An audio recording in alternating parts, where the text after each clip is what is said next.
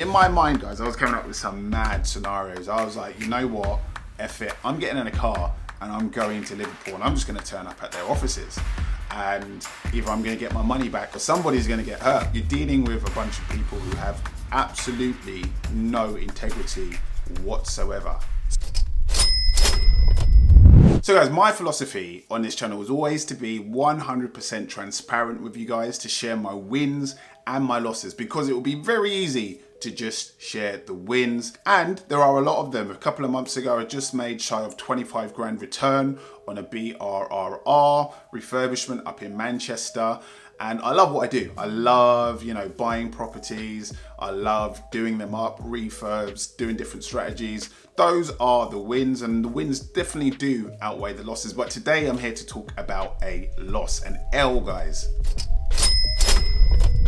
Full transparency, I have lost £12,900 on a property purchase that I originally looked at back in March 2020. And I am livid because it's not that I lost the money, guys. It's basically been swiped. It's been stolen. And I am livid, guys. So many other feelings. There's feelings of anger, resentment, feeling of being let down, disappointment in certain bodies, regulatory bodies and legal systems. A lot of feelings, guys, and this is a transparent video, so I want to share with you. I've been fighting this for 1 year in court and I actually got a judgment in my favor, but it turns out that didn't even matter, guys. So really gutted, I'm not gonna lie, but that is a reality of investing in property. There are risks. I want to share these with you because they say a smart person learns from their mistakes, but a wise person learns from the mistakes of others. And I don't feel, to be fair to myself, I don't think I've made any mistakes. I made a purchase, I put down a deposit in good faith, and I've been burnt for it. It happens, guys. So anyway, let me give you the background to all of this. This is an ongoing issue that I actually covered around about March, April last year, the first video that I did on it, talking about a missing deposit. So check out that video for the details around how it all started. But just to give you a quick fire background, okay? And I'm gonna list off, because I had to write this all down because it's so extensive in terms of the background to this. Like I said, it goes back over a year. So I'm gonna read off this list to give you a background. So I found this property back in March 2020 in Liverpool, literally weeks before the global health crisis hit. I put down a reservation fee of £5,000. I reserved it in March 2020, so we're talking 3 years ago, and completion was originally scheduled for September 2020, so 6 months later. Then, of course, the C word hit and completion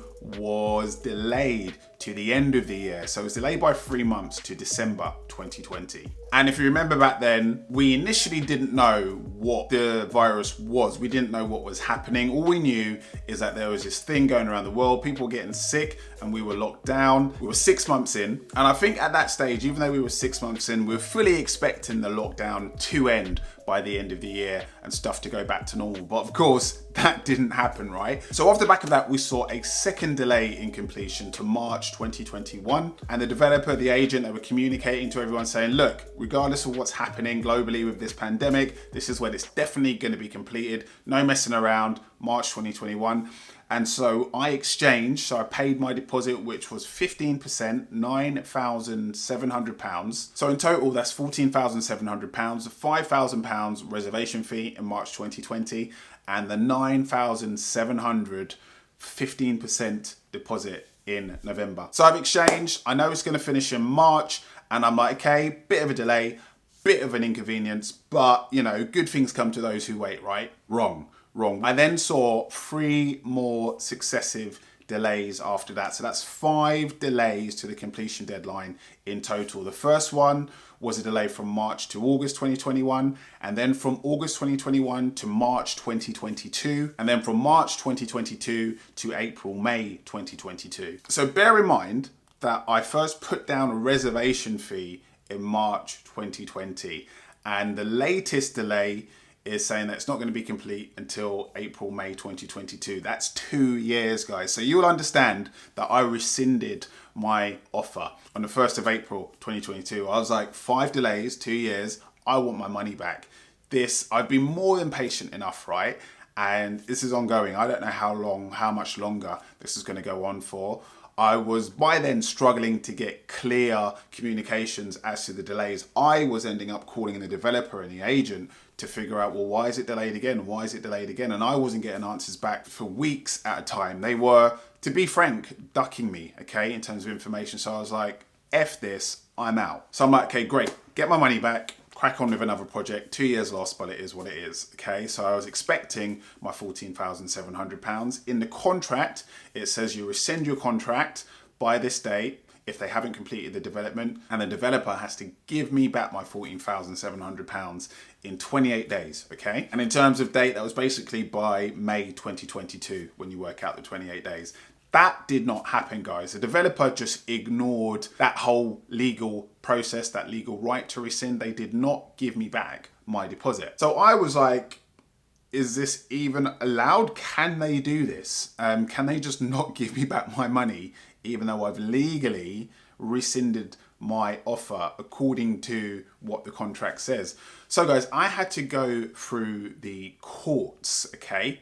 I had to go through a whole legal process of suing the developer to get my own money back that I was obviously entitled to because it's my money. Legally as well, because the contract says if they don't build it by this date, they have to give me back my money. But I couldn't force them to do that. So I had to go to the courts to get my money back. Now, to make a whole long story short, that whole process of going through the courts, guys, took 11 months to get a judgment in my favor to tell the developer to give me back my money. Part of that was that the court system was overwhelmed. It has been overwhelmed. So a process that, according to my solicitor, because I had to use a solicitor and I had to pay a solicitor over 11 months to do this. You know, at the beginning, he was like, should take a few months. Ended up taking 11 months, which in itself was just very hard. It was stressful to begin with, but after a while, it moved from being stressful to just annoying, okay? A lot of feelings of annoyance, frustration, anger, just at how long the whole process took. And at various stages, basically, the way it worked was that you would, through the courts, the official courts, you make a request to the developers, solicitors, because you're dealing with their solicitors, and then the court would constantly give them like 30 days to respond, 30 days to respond. So that stretched the whole thing out. Make a long story short, the developers' solicitors did not respond for 11 months. They did not respond to a single email, a single letter, a single phone call. They just stayed dead silent, right? And again, you're thinking, as a person who has like belief and faith in the justice system over here, like surely they can't do that. Surely something can be done to force them to at least respond and tell you what's going on. But there's nothing. There's literally nothing under the law that forced them to respond. And I was confused. I was constantly asking my solicitor, I'm like, how can they just do this? My money's with them and they're not even telling us where it is, when they're going to return it. So anyway, went through that whole process for 11 months, culminated in a judgment from a judge from the UK courts in my favor in February of this year to say, ordering the developer to return my deposit to me, that £14,700. And yeah, stop for a minute, guys, to picture all of this. I know I've like narrated as we've gone along, but I really want you to deep this, okay? You reserve a property in March 2020, okay? You've gone, you've seen it, you're an investor, you're like, okay, this looks good. This looks like a good investment. I've worked, saved my money diligently. This looks like a good investment. I'm going to put money down on this. March 2020. 5 delays in the completion of that property over the space of 2 years. And here's the kicker, guys. It's still not finished yet, okay? I know some other investors, okay, who have stuck with the whole project unbelievably, and it's still not finished yet. Anyway, that's by the by. 5 delays in 2 years. You legally rescind after 2 years of waiting. You say, okay, enough is enough. And you say, give me my 15 grand back. And the developer and their solicitor take the absolute and do not give you your money back. You then spend a year through the court spending money on solicitors, on the legal system, trying to get your own money back. What are you going to do at this point? I mean, guys, it's really hard to describe the feelings when somebody has taken your money and won't give it back to you. I've never been in this position before, guys. So, let me know in the comments. I really love to know how you'd feel and what you would do. In my mind, guys, I was coming up with some mad scenarios. I was like, you know what? F it. I'm getting in a car and I'm going to Liverpool and I'm just going to turn up at their offices. and either I'm going to get my money back or somebody's going to get hurt. But I'm a Christian, so I can't do that. But you're dealing with a bunch of people who have absolutely no integrity whatsoever. So anyway, we get to a point where the default judgment has come. So now, after 11 months of silence, the developer solicitors have obviously seen that it's come from a judge in the UK ordering them. So they start responding magically to our correspondence. And long story short, what we saw was that there was a clause in the contract that entitled the developer to pay themselves a estate agency fee, whatever the that is, of 12% of the purchase price out of the deposit. Bear in mind the purchase price was £98,000, so that's almost 10 grand. And there was some discounts basically taken off of that. So the estate agency fee ultimately amounted to £7,400. I want to pause and do some quick maths. So the £5,000 is the reservation fee that's with the developer. The £9,700 is with the developer's solicitor. That is the exchange deposit. It's 15%, and it stays with the solicitor until completion. And at completion, those funds, the exchange funds, at £9,700 goes to the developer because it's built, it's done. I get the keys, I get the property. Here's your money. But of course, the property isn't finished yet. So that £9,700 is still with their solicitor. But in the contract that was agreed between us when I basically exchanged and bought the property, there was a clause that said they're entitled to just take £7,400 out of those deposit funds as an estate agency fee. For what? I do not know, guys, but it was in the contract. So I'm thinking, what the hell is going on? That doesn't make any sense, right? How can the developer just write a clause into a contract that basically lets them get £7,400 for what? I don't know. And my solicitor used the words when he saw it, because obviously their solicitor would come back and drawn his attention to that. He said, you know, the estate agent's fees amounting to £7,400 are quite utterly staggering for a property to be purchased that only costs £98,000. I'm going to be honest with you guys. I am pissed off that solicitors who did the conveyancing for me didn't pick up on that. I've gone through my emails and I haven't seen any correspondence between me and my solicitors who did the conveyancing back in March 2020 alerting me to this, because you would think that is something that would be highlighted as, you know, hey, that doesn't look quite right, or that's a bit odd, you know, exchange and go forwards at your own risk. But we haven't seen that before. Or that's, as my solicitor used the words, extraordinarily, staggeringly high for an estate agency fee. And the reality is, guys, I exchanged back in November 2020. So I've signed the contract and agreed to it and gone through. So there's nothing I can do to dispute that, recover that, because I signed up to it. And that is on me, okay? So I'm going to take responsibility for that. Obviously, you rely on your conveyancer at the time to flag these things to you. But I guess that is a key learning point in all of this. Read your contracts. Don't rely solely on your conveyancer to do it all for you. You need to take responsibility and read this stuff and understand it for yourselves as well. And if you don't, read through it and ask your conveyancer some questions, because this has cost me £7,400. So the upshot is, guys, is that the solicitors, the developer solicitors, only hold on to £2,300. That's £9,700 minus £7,400 estate agency fees. For those of you that are paying like really close attention, there's another £5,000 that I paid at reservation back in March 2020. I paid that to the developer directly. The developer has now gone into liquidation administration. So I had to take a view as to whether I pursue that £5,000, spend another 4 or 5 grand, another 11 months going through the court system. By the time I go through it and get the judgment in my favor, I've spent more than I'm actually going to get back, if I get back anything after they've gone through administration and liquidation. So I've written that off, guys, basically. So that's where I'm at, guys. That is an update on everything that's happened. What are your thoughts on this? Okay, so what I want to do, guys, off the back of that is talk about the mental emotional aspect of all of this. It's not just numbers. Of course, finances are really important.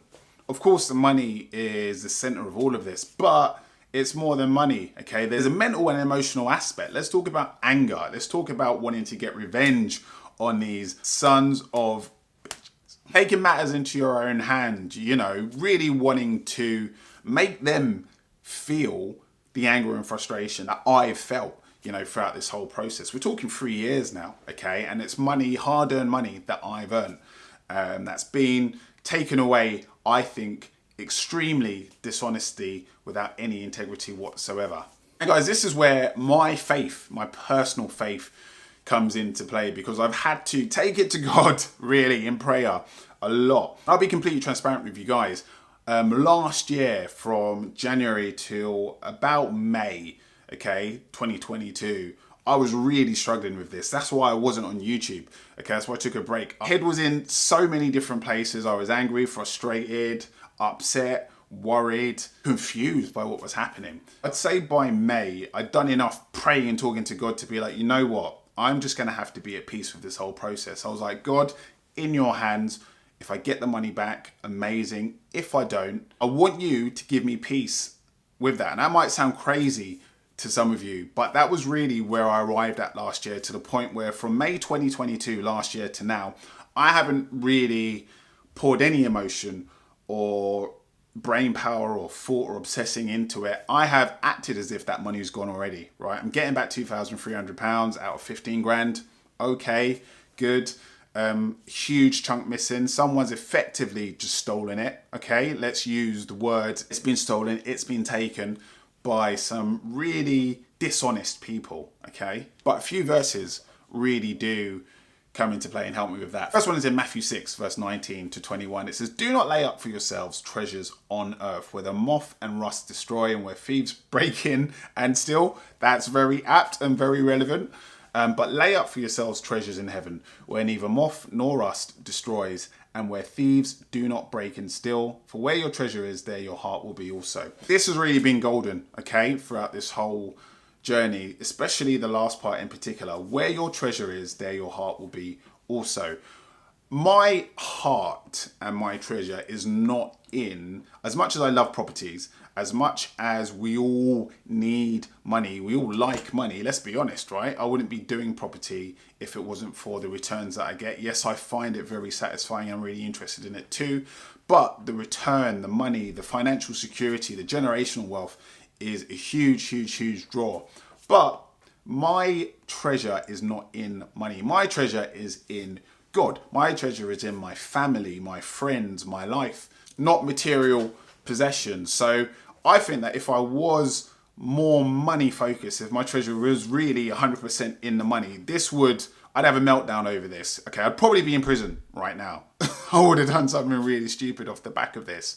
Okay, and what this verse is really saying is, you know, don't put your heart and your treasure in things on earth that are material, that can be taken, okay, that can be stolen, eroded, destroyed. Put your treasure in heavenly things that are eternal and last forever. And one other one before I go, guys, in Romans 5, 3-4, it says, "Not only that, but we also glory in tribulations, knowing that tribulations, i.e. struggles, produce perseverance, perseverance produces character, and character hope." Again, I really love this because it's talking about what effect hard times should really have on us as people. Hard times, tribulations, struggles aren't supposed to break us. They're not supposed to destroy us. They're not supposed to lay us flat on our back.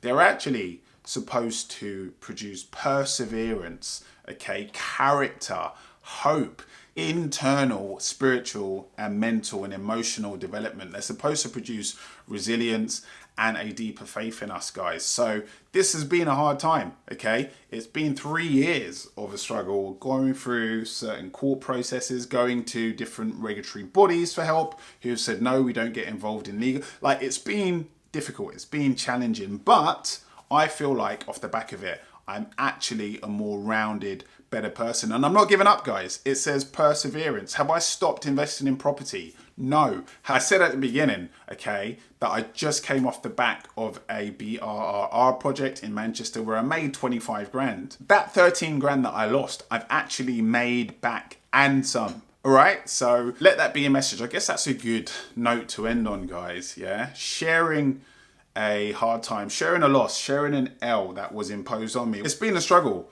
but as that guy says about tough times, he's 100% right. Okay, here I am.